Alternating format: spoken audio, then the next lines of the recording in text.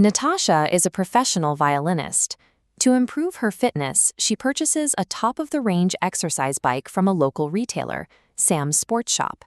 The bike was manufactured by Get Fit Bikes Ltd.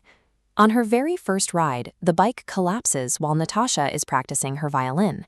This single failure results in 4 distinct losses: a broken arm, shattered glasses worth 150 pounds, severe damage to her professional violin, and the destruction of the bike itself. Natasha has a major tactical problem. Rumors suggest Sam's Sports Shop is in financial difficulty and may soon close. In law, a successful claim is only as good as the defendant's ability to pay the damages. Natasha needs a path to the manufacturer. To find that path, we must apply the Tripartite Framework. Product liability in England and Wales is governed by 3 separate legal domains: common law negligence, the statutory strict liability of the Consumer Protection Act 1987, and contract law. Finding the best result for Natasha requires analyzing each of her 4 damages against all 3 frameworks. We are looking for the track that provides the highest recovery from a solvent defendant. We begin with common law negligence.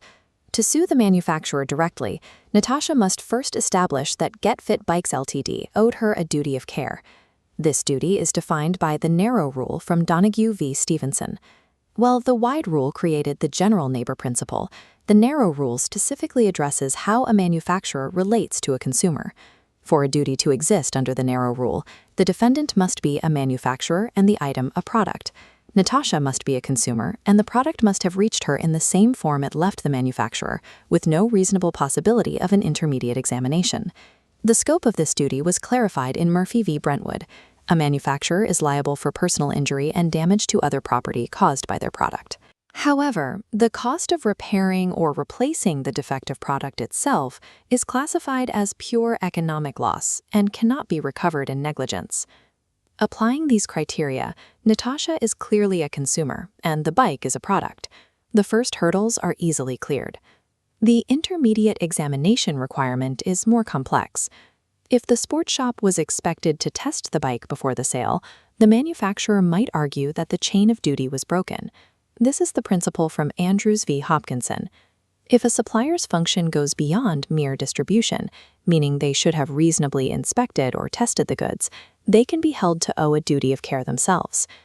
However, Kubach v. Hollins shows that a manufacturer is only absolved if they had a reasonable belief that an examination would actually take place. A mere possibility that the shop might check the bike is not enough to protect the manufacturer from a claim. If Get Fit Bikes is found liable, Natasha can recover for her arm and glasses, but her violin claim faces the test of remoteness from the wagon mound case. This rule limits recovery to harm that is a reasonably foreseeable type.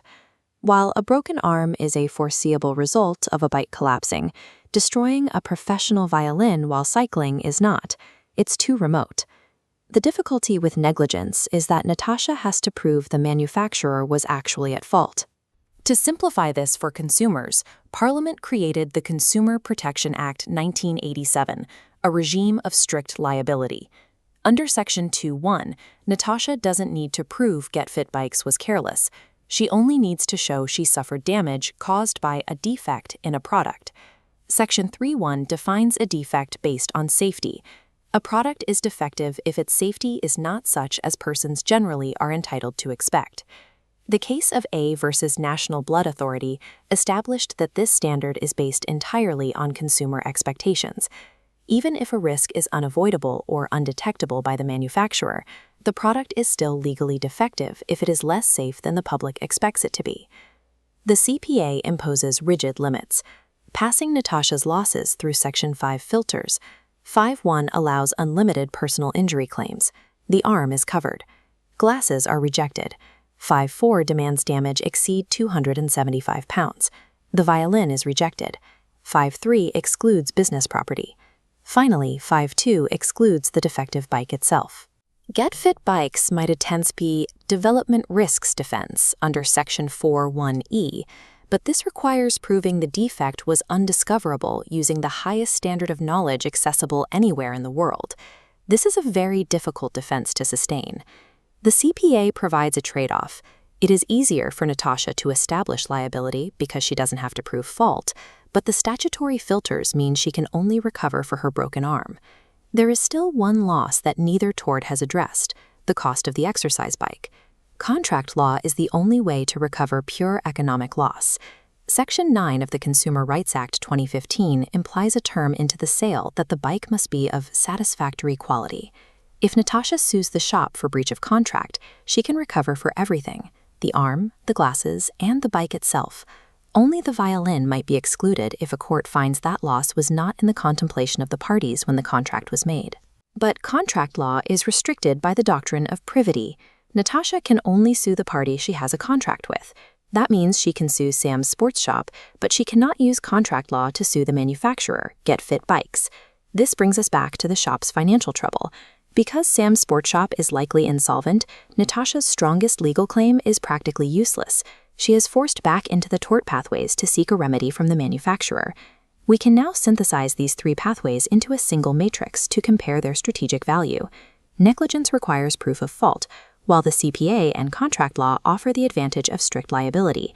Negligence provides the widest range of potential defendants. The CPA targets producers and importers, while contract law is limited strictly to the direct seller. When looking at damages, both torts exclude the cost of the product itself. Only contract law allows for the recovery of pure economic loss. While double recovery for the same loss is not permitted, legal strategy involves cross-referencing specific damage types against the financial status of the defendants. Success depends on identifying which pathway survives the various statutory filters and common law tests for the facts at hand.